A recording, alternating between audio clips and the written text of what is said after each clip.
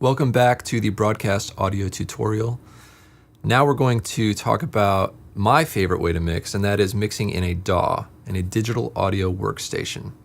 My preferred DAW is Pro Tools. Pro Tools gives you so much power in your mixing technique. You have a lot of tools to pull from with different EQs, compressors. You can even auto-tune, drum replace, things that are very difficult or almost impossible on a traditional console or even a digital console. Now, is Pro Tools the only choice? No. You can actually use Logic or Cubase. There's many other DAWs out there that would allow you to achieve the same result.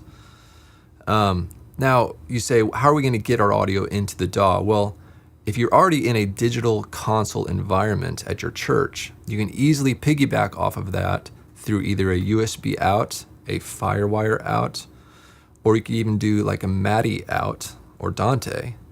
All of those protocols will allow the audio to go from your digital console right into your laptop or your desktop computer, and you can capture the audio in your DAW as well as mix the audio at the same time. So it's a twofold benefit. You're capturing audio for later on. You can remix your content if you want to, or produce an album later on with this recorded content. But you're also mixing live on the fly in that DAW with some really superior tools from a traditional mixing console. Now, there's going to be a few challenges to work through, and that is what happens with latency. Latency is the delay between the source content to how it gets played back.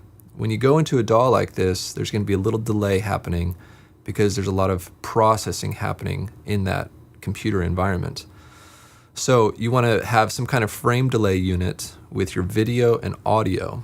Both of those things are going to be going into this frame delay unit, and you can speed up or slow down either one to where the audio and video will line up. So when the snare drum hits on the video, the audio will hit at the exact same time. And also, you're going to look at the latency between each plugin in that DAW. So say you have a compressor plugin on your DAW on one channel, but the other channel you have two compressors. Well, the latency is going to be different on both of those.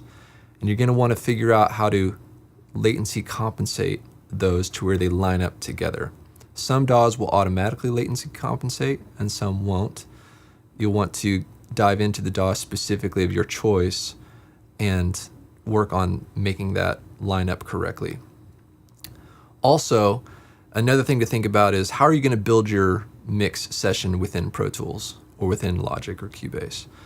So grouping your drums, grouping your vocals, grouping your main outs allows you to get that glued sound where it sounds a little bit more cohesive. Now, let's dive in and look at the template that I love to use so that you can kind of get an idea of what I'm talking about. Here we go. Okay, so in front of me here we have Pro Tools, and you can see on the screen here we have a pre-recorded session. There is a full band. There's a drum kit, there's a couple of guitars, bass, tons of keyboard channels, vocal channels, and even way down below there's some audience mics. So it's a lot to manage, it's a lot to try to work through. So how do I create my template or my workflow to where it can efficiently work on this content? So if I go to the mix window here, you'll see that things are grouped together. So all these red ones here are the drums, and they're all going into these groups so that with one fader I can move the drums up and down. And the electric guitars here, these two channels, that's electric guitar 1 left and right because we have stereo guitars. You'll see that they're grouped together. And keyboards, those are grouped together as well.